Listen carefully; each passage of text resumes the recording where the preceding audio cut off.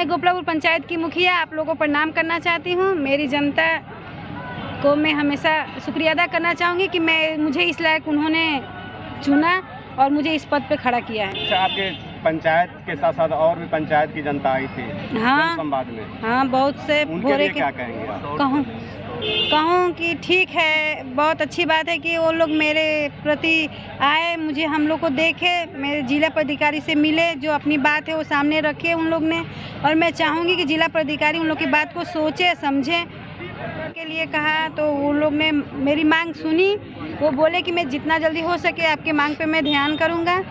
तो मैं उनका शुक्रिया अदा करना चाहूँगी। जितना जल्दी स्टेडियम बन जाए, मान लो अस्पताल को लोग जनता लोग के तकलीफ हो रहा है, कितनी औरतों भोरे जाने में तकलीफ हो रहा है। पंचायत में स्टेडियम बनेगा तो लाभ मिलेगा। हाँ, मैं चाहूँगी कि जितना जल्दी हो सके वो हमारी मांग को पूरी करें ताकि मैं लाभ दे सकूं लोगों को, अस्पताल या स्टेडियम दोनों का।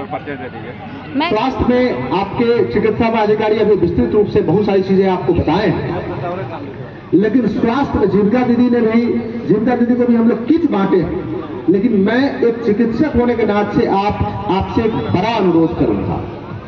पहले हम हर घरों में साइकिल रखते थे, साइकिल चलाते थे।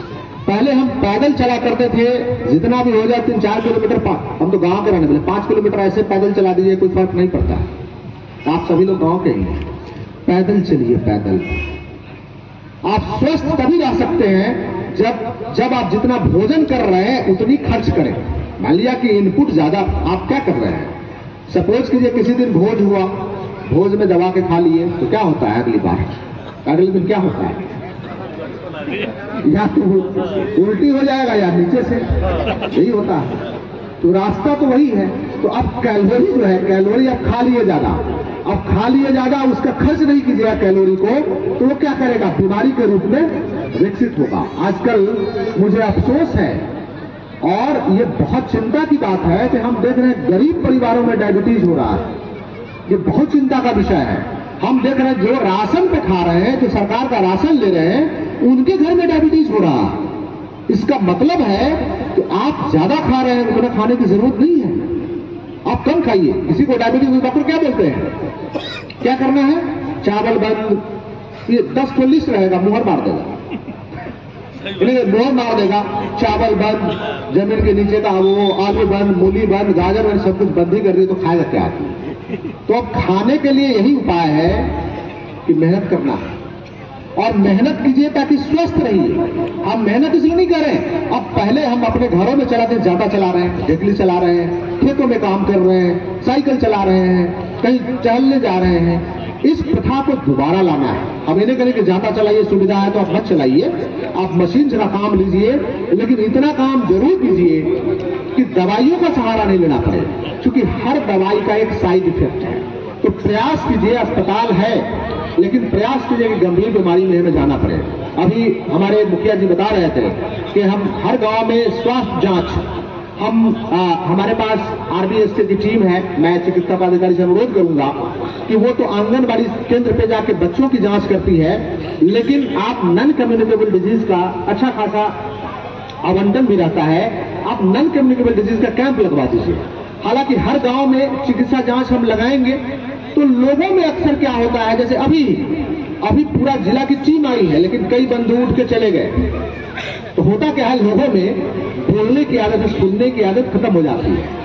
तो कैंप में भी हम देखे हैं, मेरा एक तो जितना सब सेंटर है हेल्थ का, सब स्वास्थ्य उप केंद्र है, वहां आपके CHO हैं, कम्युनिटी हेल्थ ऑफिसर हैं। दूसरी बात, जीविका दीदियों से भी सभी सब सेंटर के इलाके में छोटे छोटे टुकड़ों में हम लोग वो दे रहे हैं, BP जांचने की मशीन, आपको ये ब्लड शुगर जांचने का।